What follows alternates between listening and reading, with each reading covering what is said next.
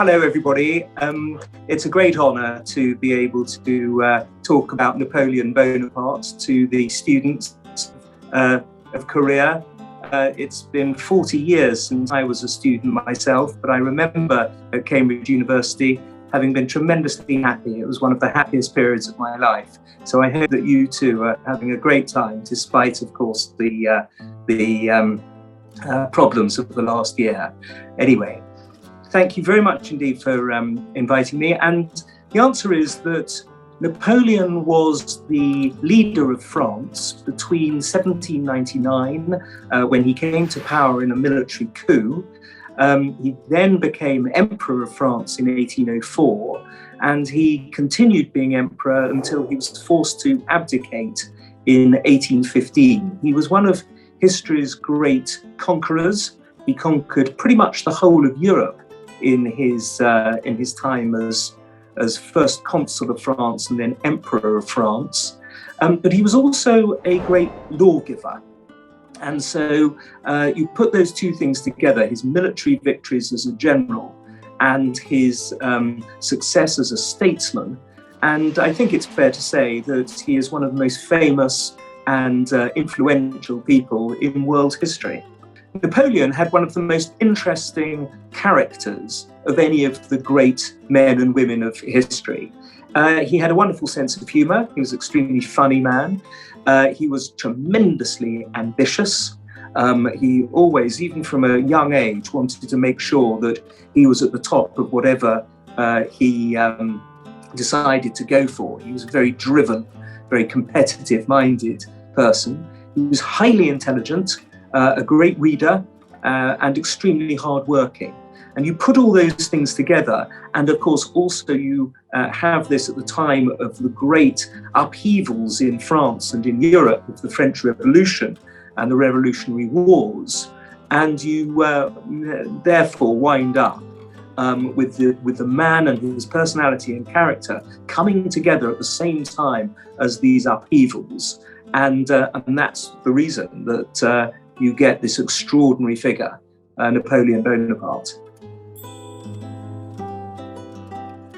I've been interested in Napoleon pretty much as long as I can remember. I think I was at my prep school in England at about the age of 10 when I started collecting small models of Napoleon. I've been reading books about Napoleon ever since. I've loved various television and movies about Napoleon. There have been movies made from 1924 onwards, and I think I've seen pretty much all of them, and so that's been a motivation. And then especially when I went to France and visited the various places that Napoleon visited and lived in and so on, that also motivated me to sit down and try to write a different kind of book than the normal biographies about Napoleon. Most of the biographies of Napoleon, and there have been as many books written with Napoleon in the title as there have been days since his death, an extraordinary thing. But I was hoping that my book was going to be able to be a bit different in that it was much more positive about Napoleon than most of the recent books about him.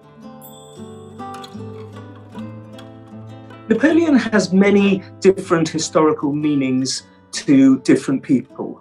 To an Englishman like me, he is a threat, a danger. He wanted to invade Britain. He had a huge army on the English Channel waiting for the right weather to cross over and capture England. So he's often seen as a great enemy of Britain. If you're a Frenchman, you are in two minds about Napoleon. The people on the left of French politics are very critical of him because he was considered to be sexist, and he also reintroduced slavery, although he later abolished it again. And people on the right of French politics admire Napoleon because he extended the power of France to the largest extent it has ever been in world history. If you're a Russian, you remember, of course, the the Moscow campaign and the retreat from Moscow in 1812, which killed millions of Russians. And yet still, because he was a strong man and a strong leader, some Russians actually admire Napoleon. And then, of course, there are people all the way around the world, including, of course, in South Korea, who have the objectivity of seeing the positive sides of him and also the negative sides. And I hope that most of them overall will come away with a positive image. He was a truly extraordinary figure, but not without some very bad flaws. Probably the greatest of Napoleon's achievements was the Code Napoleon. When he came to power in 1799, there were 3 or 4 different legal codes that were around at the time. They had the old Roman law, which went back 2,000 years, and various other forms of law which often contradicted the other forms. So the country was following different legal codes. And what he did was to set down one single legal code, the Napoleonic Code. And France actually still uses the Napoleonic Code now, 200 years later, which shows how well it worked. There was one aspect of it that where it didn't work at all, which was the sexist aspect, where women were not given the same legal rights as men. But fortunately, the French have got rid of that since. But what it did mean was that France could come together as a nation pretty much for the first time. He imposed the French language on the whole of France. When he came to power, lots of people spoke over 160 different dialects, which made it difficult for the French nation to coalesce. His educational reforms were truly magnificent. He brought in the concept of the lycée, which is their standard school. He brought in the great Sorbonne University, which he reformed and extended enormously from Paris throughout the country. He invented the Banque de France, which was the first French national bank, which got to grips with the inflation that was rampant after 10 years of revolution. And the Légion d'honneur, which was the awards that he gave to his soldiers and later also to administrators. So he really was a truly extraordinary figure. And he said himself that his reforms, his administrative and legal and other reforms, were going to last longer than his memory as a soldier. And that actually is the case. When you go to his burial place, the thing that they're most proud of, the thing that you see on the walls and displayed, are his great reforms, including, of course, his bridge building and his extraordinary infrastructure rebuilding of France. This is a very good question that historians have debated really ever since Napoleon died in 1821. In a sense, he was both. I know that sounds like a bit of a cheat answering the question like that, but that's the case because he was the son of a revolution. He believed in overthrowing the monarchy of King Louis XVI in the French Revolution in 1789. He was a 20-year-old at that stage and a young artillery officer. And yet, despite having been born as an aristocrat, he actually did believe in overthrowing the monarchy. And he took part in the revolution. But when he actually got power himself, after 5 years of being in power, he made himself the emperor.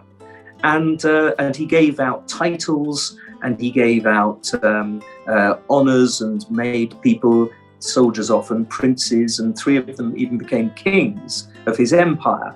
And of course, that is not a revolutionary act at all. So he was the son of the revolution, but he was also very much the gravedigger of the revolution. What he really did, in my view, this is something I try to bring out a lot in my book, he saved the best parts of the French Revolution: equality before the law, freedom of religion, a sense of meritocracy, and so on. And he got rid of all the mad and bad stuff that you get in the French Revolution, such as the guillotine, the Reign of Terror, which killed about 40,000 Frenchmen, the 10-day week, for example, something called the cult of the supreme being, which tried to replace Christianity, and various other strange things like that. He concentrated on abolishing, whilst keeping the best parts of the revolution.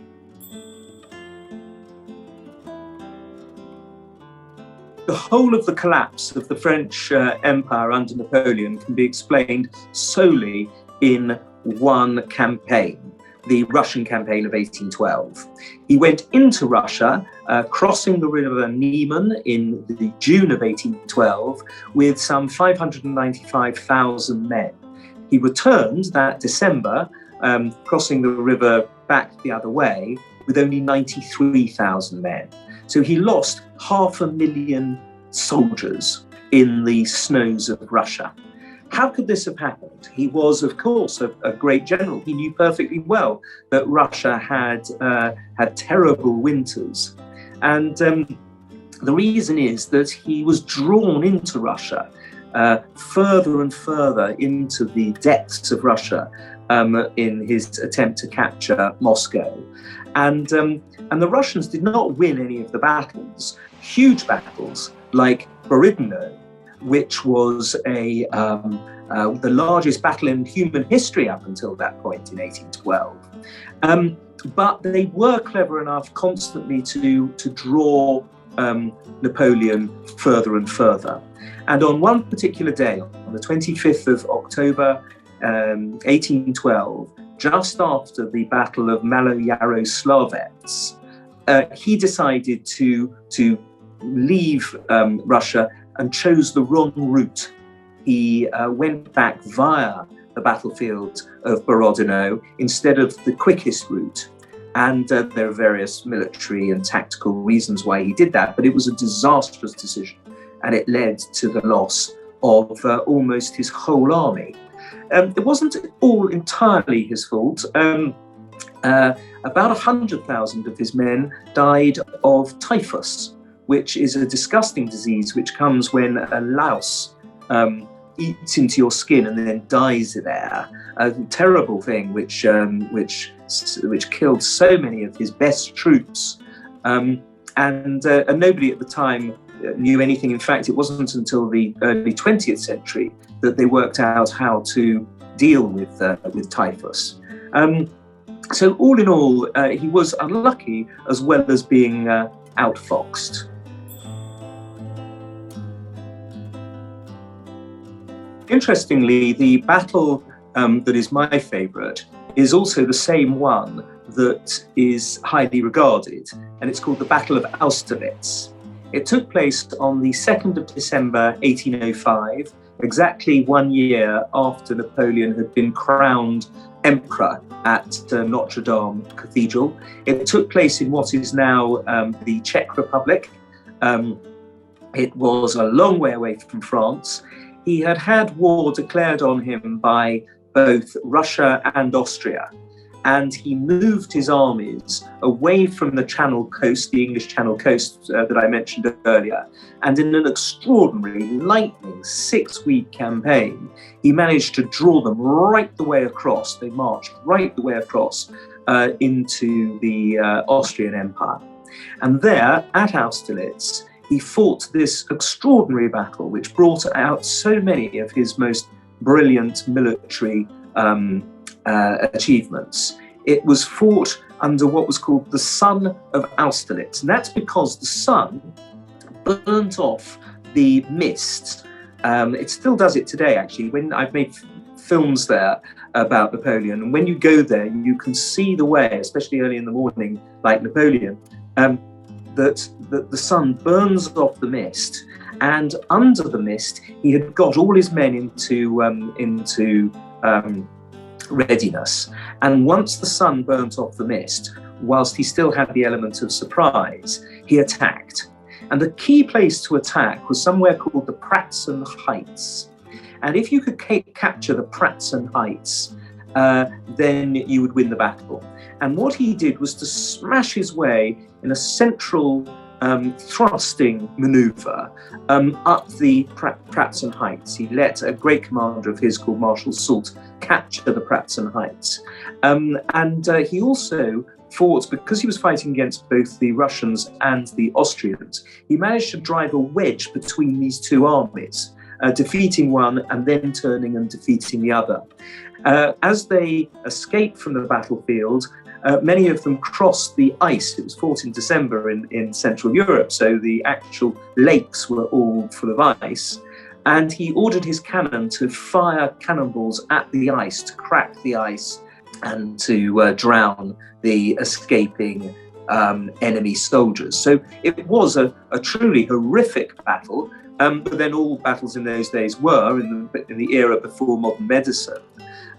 But it was also a completely brilliant battle in which he forced the Austrians to sue for peace. Only the very next day, the Emperor of Austria came to hand over his sword and to make a peace treaty. So it worked on a political level as well as a strategic level and a tactical level. So that is very much my favourite battle. I think most people accept that it was his most brilliant battle. I've walked the battlefields of 53 Napoleonic battles in 10 countries, and none have impressed me more than Austerlitz. You have to go, I believe, as a military historian, you have to physically yourself go to these battlefields to appreciate the topography of the land, and to go to see what Napoleon could have seen at the various places that the vantage points that he visited himself. And when you go to Austerlitz, you really do see the level of his genius. One of the most serious decisions, which was both a military and a political one in many ways, was to put far too much power in the hands of his own family. He had some brilliant marshals, marshals who had fought everywhere from Egypt to Spain to Austria to Prussia into Russia and so on. And many of these people also were pretty good politicians as well as being good military leaders. He also had some excellent administrators. But instead of using these rather brilliant figures, again and again, he kept power in his own family. And unfortunately, none of his brothers and sisters had a fraction of his own genius. So he made his brother Joseph king of Spain. He made his brother Louis king of Holland. He made his brother Jerome king of Westphalia. And none of them were any good in the post. Caroline, Queen of Naples, and again, she wasn't very much good. And then ultimately, all but one of them actually betrayed him. So, it turned out that although he believed he could always trust his own flesh and blood, his own brothers and sisters, actually, they turned against him. He made his brother Lucien the interior minister of France, and he turned against him as well. And it turned out that the only person he could trust was one of his sisters, Pauline, and his mother, Madame Mayer. They stuck by him, but nobody else did.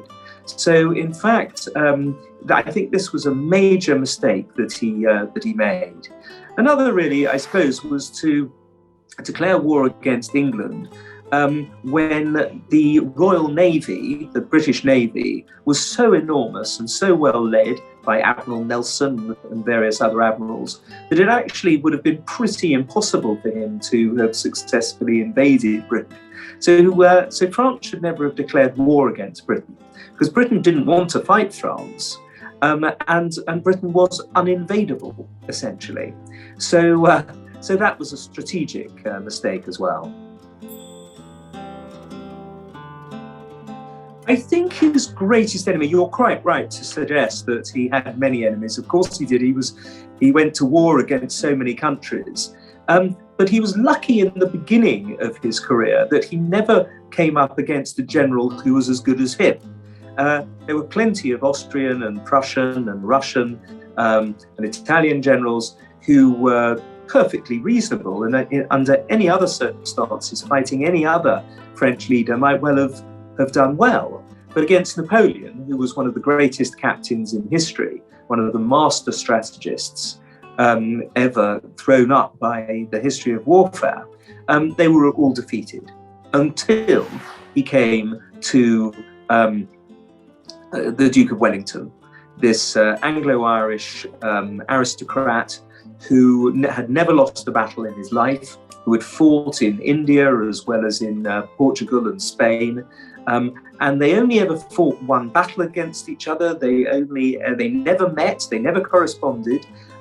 They talked about each other an awful lot, to the point that I once wrote a book called Napoleon and Wellington about their interaction, even though they never met, until this great Battle of Waterloo on the 18th of June, 1815. And at that battle, Napoleon was outmaneuvered and defeated. It's a fascinating battle. They had much the same size of armies, but Wellington had been over that battlefield before, and he knew where he could put his troops. And he put his troops in two farmhouses towards the front of the battlefield, and he kept many of his troops behind the hill, which meant that French artillery could not fire directly at them.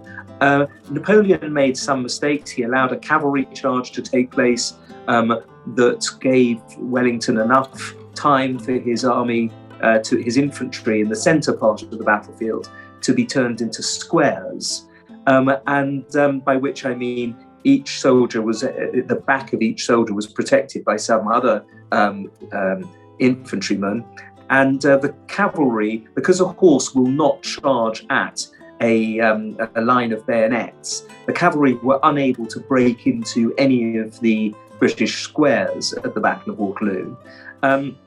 And so ultimately he was beaten tactically on the battlefield by the Duke of Wellington, who therefore I think, and this of course forced his abdication, and therefore I think it's all right for me as a Briton myself to claim that his greatest enemy was another Briton, the Duke of Wellington.